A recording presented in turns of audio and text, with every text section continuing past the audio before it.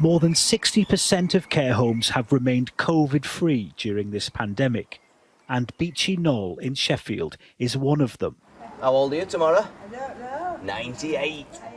Their residents are so vulnerable here that this is as close as families can get to a precious moment. What have you been riding? My bike. Yeah, Ralliver's on his big boy bike now, aren't you? But the NHS has regularly wanted to send to this home patients whose COVID status is unclear, but there's one person standing in the way.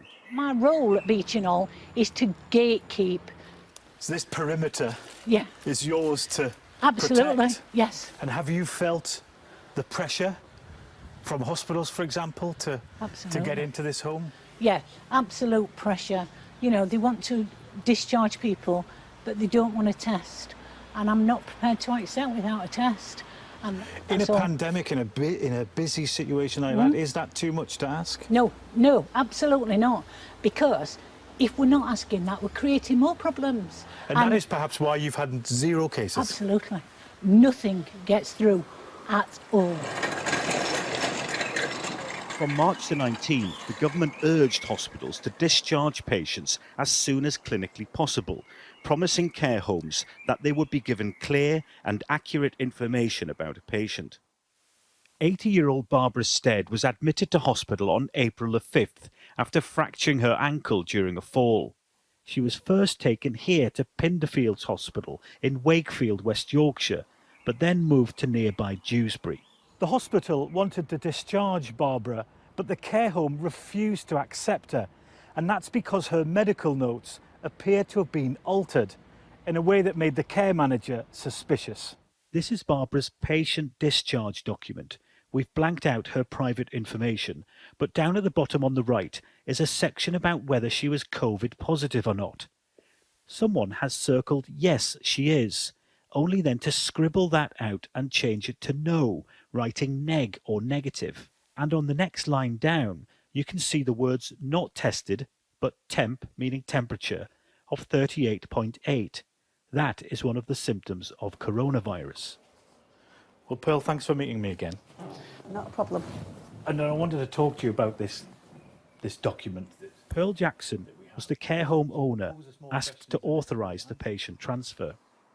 The impression that I gleaned from that document was that something didn't quite stack up. So I advised my manager not to take this lady as I felt something wasn't right and we weren't being, it wasn't clear whether she was COVID positive or negative. We couldn't run that risk for the safety of all the other residents.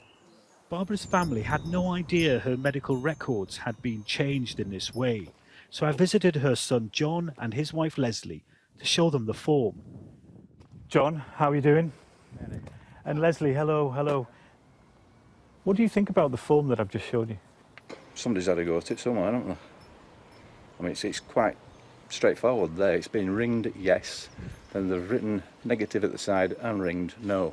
What would you like to find out about this? Well, whether it's right or did she have it or didn't she have it?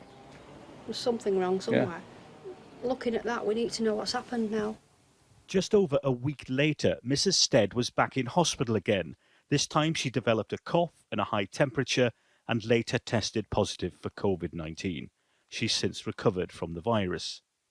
In a statement, the Mid-Yorkshire NHS Hospitals Trust said the document was altered because Mrs. Stead had not been tested when she was originally discharged, adding, "We fully accept the way the form was amended did not comply with national best practice on documentation, as the amendment was not signed or dated and could have caused confusion at what was a very challenging time for everyone in the NHS.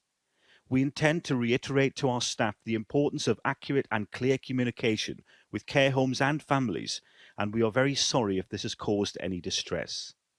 Clarity is important, and the government has said it is testing all people discharged into care homes, but care managers we've spoken to say tests are sometimes out of date by the time they are asked to take a patient."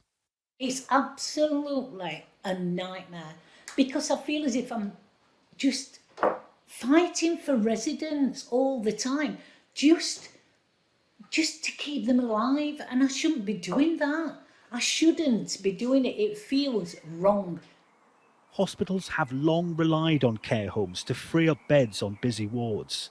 But this crucial relationship between NHS and care is now under pressure.